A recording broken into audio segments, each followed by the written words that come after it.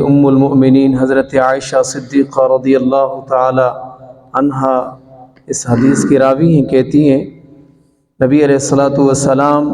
جب ماہ رمضان شروع ہوتا تو آپ کمر بستہ ہو جاتے، یعنی آپ ہر چیز کام وغیرہ کو چھوڑ دیتے، صرف ماہ مقدس میں اللہ رب العزت کی عبادت اور ریاضت میں گزارتے، ساری رات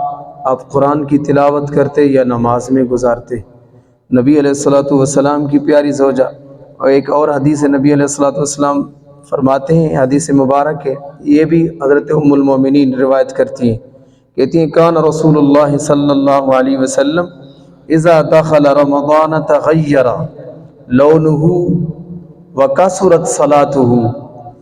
وابتہل فی الدعاء واشفق منہ۔ کہتی ہیں جب رمضان شریف شروع ہوتا تو آپ صلی اللہ علیہ وسلم کا رنگ مبارک متغیر ہو جاتا، تبدیل ہو جاتا، اور پھر آپ کثرت سے وکثرت صلاته، اور آپ کثرت سے نماز پڑھتے، وابتہل فی الدعاء، آپ گڑ گڑا کر رب کی بارگاہ میں دعائیں مانگتے تھے ساری رات۔ دیکھیں حضور صلی اللہ علیہ وسلم تاجدار انبیاء ہو کر، معصوم ہو کر، تو ساری رات قرآن کی تلاوت کرتے یا نماز پڑھتے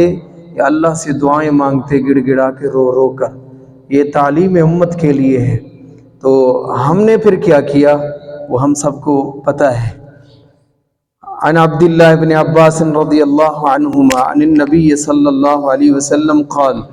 ان فی رمضان ینادی مناد بعد ثلث اللیل الاول او ثلث اللیل الاخر۔ کہتے ہیں حضرت عبداللہ بن عباس روایت کرتے ہیں